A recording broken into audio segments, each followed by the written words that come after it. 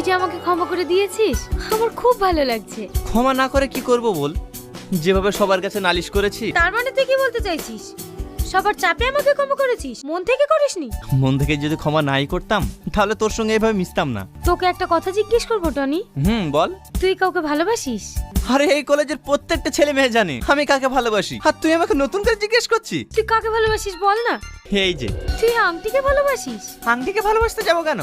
আংটির মালিককে ভালোবাসি। কেমন দেখতে মেয়েটা? ওর সঙ্গে শুধু ফোনে আলাপ হয়েছে, এখনো সামনাসামনি দেখিনি। তার মানে না দেখে প্রেম? মেয়েটা যদি দেখতে খারাপ হয় তাহলে কি করবি?